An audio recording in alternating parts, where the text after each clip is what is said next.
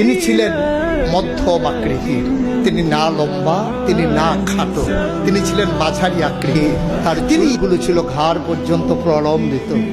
তিনি কখনো বা চুলের মাঝে যখন তৈল দিয়ে আঁচড়াতেন, কোকড়ানো চুলগুলো যখন ঢেউ খেলতো, অবাক বিস্ময়ে সাহাবারা তাকিয়ে দেখতেন, মনে হতো মৃদুমন্দ ঢেউ দেখা যায়।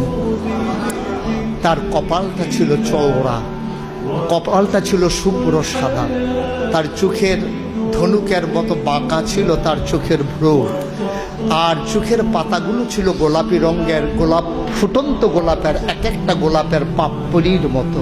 তিনি কখনো বা যখন একটু চোখের পলক ফেলতেন, চোখের পাতাটা যখন নড়ে উঠত, অবাক বিস্ময়ে মানুষ তাকিয়ে দেখত, মনে হতো মৃদুমন্দ বাতাসে যেন ফুটন্ত গোলাপের এক একটা গোলাপ পাপড়ি মনে হয় যেন দোল খাচ্ছে। তার চোখের সাদা অংশ ছিল রক্তিমাভ সাদা, কালো অংশ ছিল তার কৃষ্ণ কালো। তার নাকটা ছিল খাড়া, নাকের ছিদ্রগুলো ছিল ছোট ছোট, ঠোঁটগুলো ছিল তার গোলাপি রঙের। তিনি কখনো বা যখন মুচকি হাসতেন, ঠোঁট দুটো যখন একটু ফাঁক হতো, অবাক বিস্ময়ে মানুষ তাকিয়ে দেখত, মনে হতো কোথাও যেন বিজলি চমকিয়েছে।